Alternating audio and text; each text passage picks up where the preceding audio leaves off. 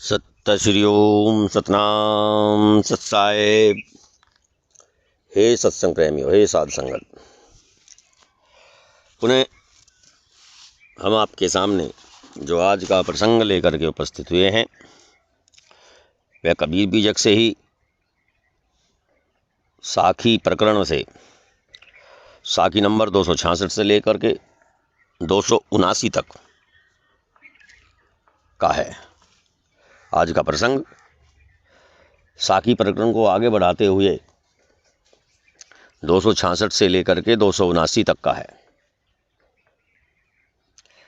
ध्यानपूर्वक सुने, समझें, गुणें और धारण करें।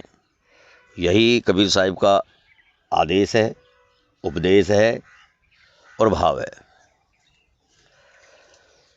इत्ते सब कोई गए भार लदाए लदाए, उठते कोई न आइया, जासो पूछई धाय, भक्त प्यारी राम की जैसी प्यारी आग, सारा पट्टन जरी मुआ, बहुरी ले आवई मांग, नारी कहावे पीब की रहे और संग सोए, जार मीत हृदय बसे खसम खुशी क्यों होए।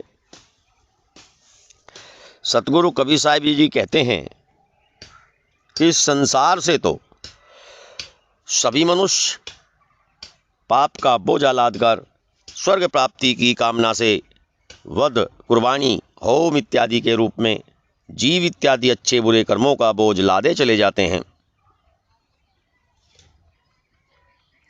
परंतु आज तक कोई स्वर्ग का सुख भोग कर लौटा नहीं जिससे वहां के बारे में पूछा जा सके। इतते सब कोई गए भार लदाए लदाए, सब गए हैं, अपने कर्मों का बोझ लेकर के सब चले गए, कोई वापस नहीं आया जो बता सके कि हम कहाँ गए और कहाँ से आए, वहाँ क्या था, कुछ नहीं पता। भक्ति प्यारी राम की जैसी प्यारी आग, सारा पट्टन जरी मुआ, बहुरी ले आवई मांग। श्री राम की भक्ति तो अग्नि के समान प्रिय होनी चाहिए, क्योंकि अग्नि से भले ही गांव, शहर, शरीर सब कुछ जल जाता हो, परंतु फिर भी मनुष्य इस अग्नि के बिना नहीं रह सकता। वह अग्नि मांगने के लिए दूसरों के घर भी जाता है और अग्नि मांग करके लाता है, जबकि वो देखता है कि इस अग्नि से पड़ोसी का घर जल गया था, शहर जल गया था, फिर भी इसके बिना कोई नहीं रह सकता, इसका प्रेम नहीं छूटता। तो ऐसी ही राम भजन की जो लगन है, जो अपने आत्मा स्वरूप की लगन है, उसमें चाहे कितना भी कष्ट क्यों ना उठाना पड़े, फिर भी वे लगन मिटती नहीं है। यदि कोई पत्नी अपने पति की न होकर भोग विलास दूसरे से करने लगे, अन्य प्रेमी को अपने हृदय में बसाए रखे, तो उसका पति उससे कैसे प्रसन्न रह सकता है। दूसरे शब्दों में, सतगुरु या श्री राम का भक्त कहलाकर काल्पनिक देवी देवताओं में उलझे हुए व्यक्ति से न तो सतगुरु प्रसन्न रह सकते हैं और न ही उसकी अंतरात्मा संतुष्ट हो सकती है।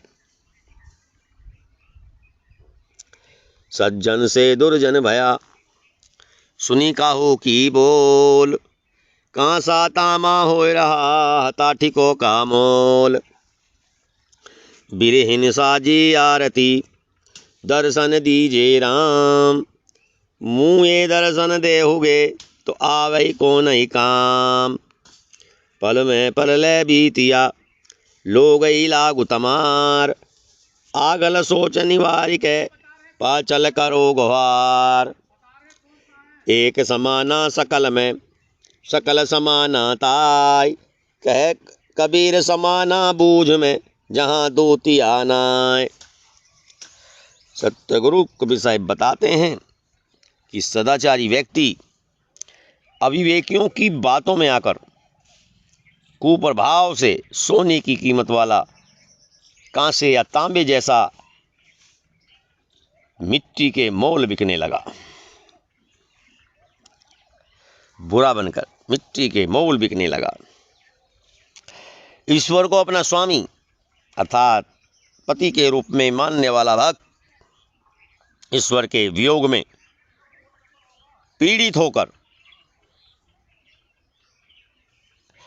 उसकी वंदना करता है, आरती उतारता है कि हे राम मुझे दर्शन देकर कृतार्थ करो, क्योंकि मरने के पश्चात दर्शन पाने से क्या लाभ है।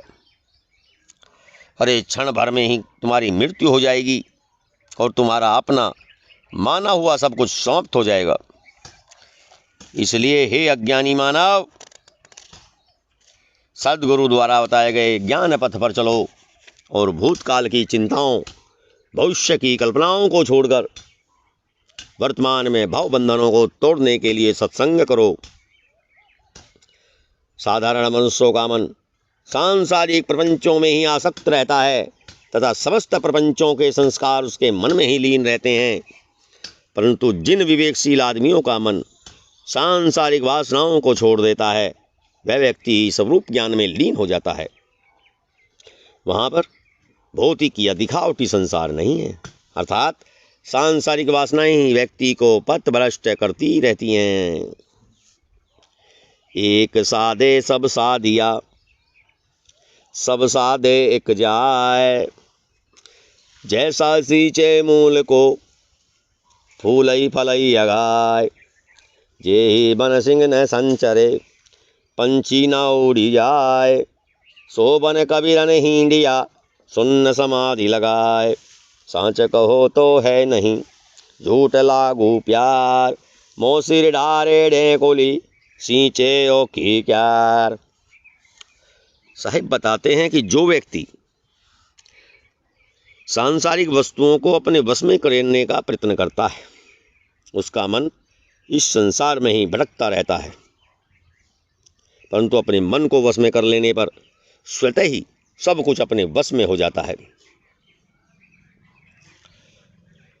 जिस प्रकार वृक्ष की जड़ में पानी देने से पूरा वृक्ष हरा भरा रहता है और फल फूल के रस में सींचने वाले को भी लाभ मिलता है, इसी प्रकार मन को वश में रखने से पूर्ण तृप्ति का आनंद मिलता है।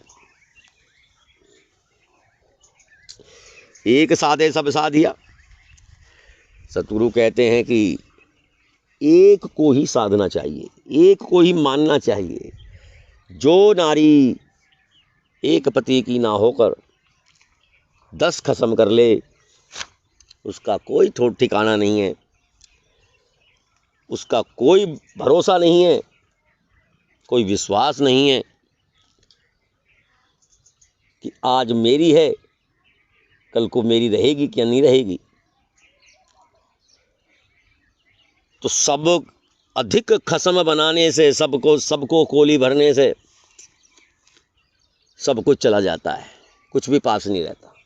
इसलिए एक आत्मस्वरूप श्री राम की, आत्मस्वरूप भगवान की आराधना करिए, एक सद्गुरु के वचनों को मानिए, विभिन्न प्रकार के देवी देवताओं को मानोगे तो सब कुछ चला जाएगा।